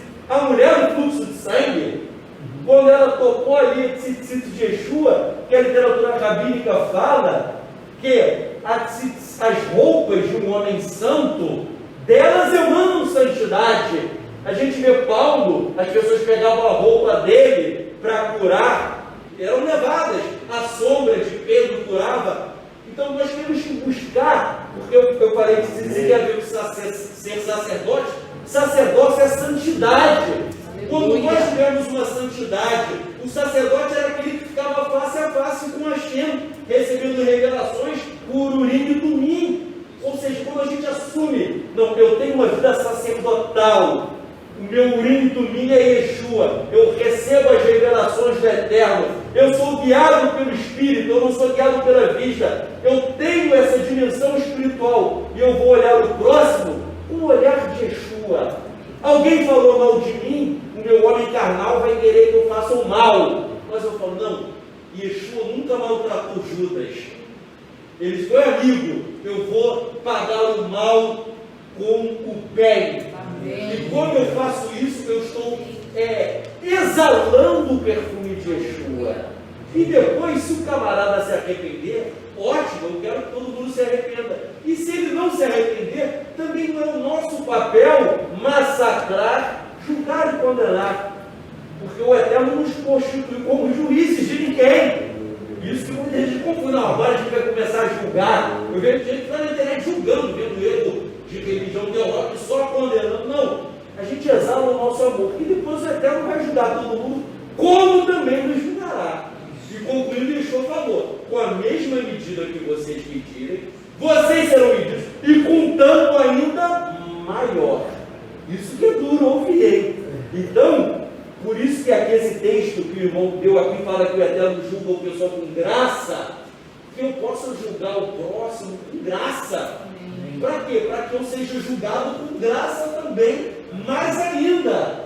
Agora, se eu julgar sem misericórdia, o juízo sobre a minha vida será um juízo também sem misericórdia, né? E Tzitzit também é uma coisa interessante. Tzitzit é uma coisa engraçada. Uma vez eu fui no estúdio quase umas 40 vagas só de 40 vagas. Mas como é um interessante, Tzitzit tem a ver também com um verbo hebraico que significa trança. Aí você pode ver que ele é trançado. E eu penso o seguinte: o significado espiritual é: nós temos que estar trançados com o Eterno. É o que a Hassidut chama de devekut. Devekut da palavra deve em hebraico, que significa cola, não é super bom. Ou seja, o nosso nível espiritual tem que ser grudar no Eterno. A Hassidut fala que o santo atingiu um nível de estar grudado. Grudado é o seguinte, meus amigos: você está comendo, você está sentindo a presença do Eterno. Você está no seu trabalho secular, você está sentindo a presença do Eterno. Você pode estar jogando futebol, um ato, que eu quero dizer, até um ato normal. Claro, gente, eu sei que é difícil. Não vou dizer, não, eu sempre estou ligado com o sétimo céu. Não vou mentir, não é isso. Mas nós temos que buscar ser um tzitzit, estamos assim, trançados, entrelaçados com a presença divina. Aleluia! A última frase de ser um tzitzit, eu falei aqui uma outra vez, não sei se vocês vão se lembrar. O interessante do tzitzit é que você não vê, a palavra está dizendo assim: vocês verão o tzitzit e se lembrarão dos mandamentos, mas você não vê o seu tzitzit. Você, para ver, você tem que se voltar, né? Você vê o tzitzit do outro. E aí, eu tinha dito assim: nós precisamos ser o tzitzit do Eterno. Ou seja, as pessoas precisam ver em nós os mandamentos. Então, quando nós cumprimos os mandamentos, quando nós nos sujeitamos ao Eterno e cumprimos os mandamentos, nós estamos sendo o tzitzit do Eterno para o teu irmão, para o meu irmão. Ele precisa ver em mim os mandamentos do Eterno, porque eu vejo o tzitzit no Caleb e não no meu, eu vejo dele. E é isso aí a ideia do tzitzit. Nós somos o tzitzit do Eterno, amém? Pegando só uma coisa importante, né, que eu não quero nem agora, mas eu não posso deixar de falar. Um perigo, meus irmãos, que com certeza não é o espírito daqui, porque eu conheço essas pessoas, mas muita gente acha e transforma o judaísmo só numa coisa física e sem espiritualidade. Um exemplo: usar tzitzit é fácil, pô. Tu pode comprar e botar em acoplar. Botar um chapéu, um pipá, comprar um livro, isso é fácil. Difícil é ser o tzitzit. Difícil é você ser, a Hassidut explica que você não deve cumprir Torá. Você deve ir além, você deve se tornar uma Torá para o mundo. É uma Torá viva. Não é, eu estudo a Torá, eu sou a Torá. Porque a Torá é a sabedoria do Eterno. Ou seja, eu sou uma sabedoria do Eterno emanando para o próximo, para as pessoas ao meu lado. E isso que é difícil. Então tem muita gente que às vezes deturpa e está presa só na coisa externa, como se o foco da Torá fosse colocar o tzitzit por si só. O foco é o tzitzit para você se tornar um tzitzit. O foco, eu digo que o foco não é nem estudar a Torá. O foco é você se tornar a Torá e cumprir a Torá. O foco, o Shabat, não é só, eu parei de trabalhar no sábado. Eu vejo gente que fica o dia inteiro em casa, no Shabat mesmo. Às vezes fica ali postando coisa, postando fofoca no WhatsApp, fazendo lá. Não, eu estou guardando o Shabat. Puta, tá sabendo o que aquela irmã fez? Eu nem te conto. Eu nem fico vendo o celular em Shabat para não. Mas veja, aí a pessoa, não, eu estou guardando. Pô, não está. Você está profanando o Shabat.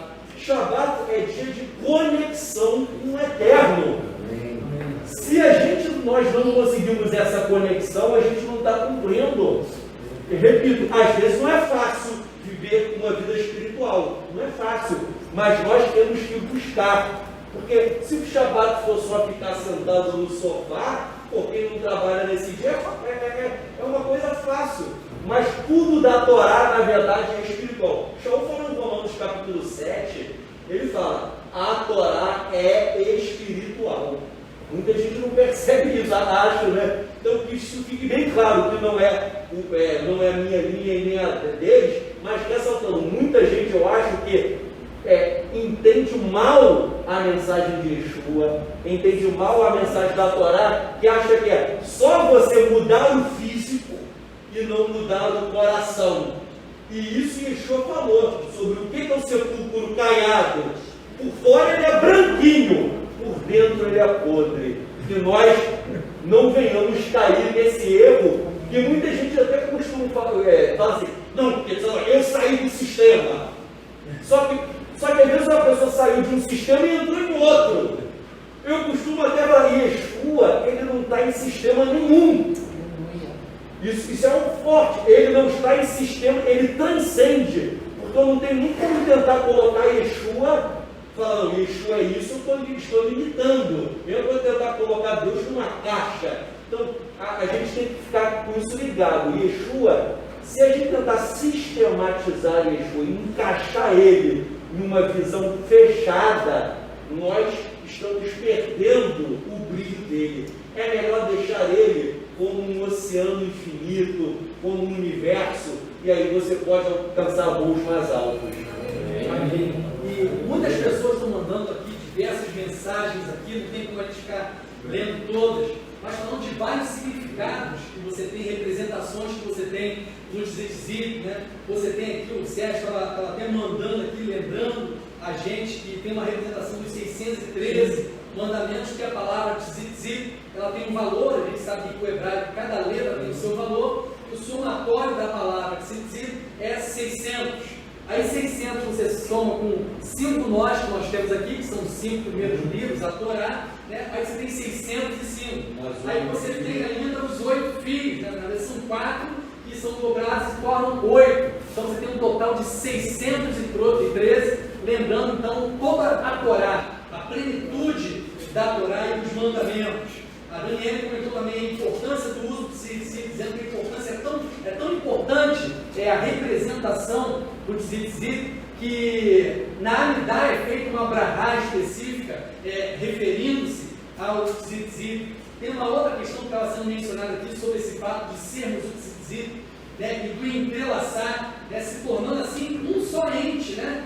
E quando o Eterno entregou a Torá, a gente viu que a palavra ali, a Torá, não foi escrita com tinta, ela foi, na verdade, a pedra foi esculpida, né? Ou melhor, é um só ente, né? Então esse é o grande objetivo, nós sermos a própria Torá, né? Viva e revelando através de nós a própria Torá. Tem um significado que eu acho muito interessante em relação ao fio azul, né? Que vinha de um animal que vinha do mar, né? Isso. E a tinta era extraída ali. O significado é muito legal, esse vínculo com algo do mar, porque quando você olha para o mar, você vê um mar azul. E eu gosto muito desse significado, porque na verdade o azul do mar não é propriamente água, mas um reflexo do céu. Então quando eu olho e vejo esse azul, eu lembro que eu preciso revelar o céu, a minha vida precisa revelar o que é a realidade do céu. Então a gente tem uma riqueza muito grande quando a gente fala que isso daria para a gente ficar aqui muito tempo ainda com você, mas aí vai se tornar um jantar com Torá, almoço, lanche, jantar com Torá. Não é o nosso objetivo aqui, nem sei como é que está o nosso relógio, a nossa Jabel. Mas então, só para poder encerrar o Tzit aqui, que eu acho muito interessante isso aqui, inclusive relacionando com a história lá da mulher que sofreu de hemorragia e tocou lá na orla das velhas, o Tzit do Talit de Yeshua, como muitos falam, porque a gente começou falando que estão paralelas, porém conectadas, e que às vezes a gente passa direto. E quando a gente chega nesse texto de tzitzit, a gente tem uma tendência no original a olhar para a palavra tzitzit, né? E a gente não dá ênfase no fato do local aonde é colocado o tzitzit, né? Que é no canto, né? das vestes. E essa palavra canto é uma palavra interessantíssima para a gente analisar, porque a palavra que você tem lá é tzitzit al-kanfei, né? Essa palavra kanfei vem da raiz kanaf, né? O canto, vamos dizer aqui, o canto da veste, esse canto é kanaf, e a palavra kanaf está relacionada com asas, né? Ela é canto, mas ela também fala de asas. O que isso tem de importância, né? Porque o tzitzit na veste está relembrando a asa, mas o que isso tem a ver com a palavra para Torá e com a mulher do fluxo de sangue? Muitos citam, a gente não pode afirmar, é claro aqui, mas muitos citam que quando a mulher viu Yeshua passando e viu ali aquilo que representava as asas, ela lembrou de uma palavra do profeta, né, que eu anotei aqui, Malaquias capítulo 4, versículo 2. Malaquias, procura nas asas da salvação, procura nas asas da salvação. Malaquias capítulo 4, versículo 2. Quem está com a Bíblia judaica, a divisão é diferente, tá? É capítulo 3, versículo 20. Quem está com a judaica completa, quem está com a tradicional, João Ferreira de Almeida, é capítulo 4, versículo 2. Diz: mas para vocês que temem meu nome, o sol da justiça se levantará, com cura em suas asas. Então, na verdade, a palavra asa aqui também é a raiz da palavra que está aqui nesse texto de Malaquias, a raiz dela é kanaf, é a mesma que é utilizada aqui para o canto Então, há quem diga, vamos dizer assim, né, porque a gente não pode afirmar, que a mulher trouxe a lembrança a essa palavra profética, que na verdade, no tzitzit, pendurado no canto da orla, ele trazia a cura. Então ela vai ali e toca, porque na verdade, gente, a gente precisa entender isso, não é o objeto que está aqui, que está trazendo a cura, na verdade é o que ele simboliza, e ele simboliza a palavra. Então quando você toca, quando você está em contato, quando você está na palavra, a cura é produzida sobre a sua vida. Então aonde está a solução, aonde está a salvação? Está na palavra do Eterno, está no Eterno. Por isso que fala também de estar no lugar seguro é onde? Debaixo de suas asas. Você quer segurança? Esteja debaixo da palavra do Eterno. Não é à toa que a gente tem a mesa usada também no umbral da porta, aquele objeto que a gente põe na porta ali, você no objeto tem a letra Shin, também parece que visualmente, né, lembra uma asa, né, a letra Shin, mas lá você tem a letra Shin, em algumas mesas outras você tem Shin, Dalet e Yud, que na verdade é um nome Shaddai, né, que muitos traduzem para Todo-Poderoso, mas na verdade é um acróstico, né? Shaomer Delatot Israel, o guardião das portas de Israel. Então não é um amuleto que vai guardar a sua casa, entenda isso. Que guardião é esse das portas de Israel? É a palavra do Eterno que guarda a sua casa, que guarda a sua vida. Quando você entra na sua casa e você vê a mesa usar ali, você lembra que se eu estiver eu tenho que estar na palavra dentro da minha casa, ser exemplo da palavra, e quando eu levo a palavra para dentro da minha casa, a minha casa está sendo guardada. Quando eu saio da minha casa, vou para o meu trabalho, ou para a escola, ou para a faculdade, você tem que lembrar que você tem que estar ali, guardando a palavra. É a palavra de Deus que guarda a minha vida, que guarda a sua vida e que produz cura, segundo o profeta Malaquias. Amém?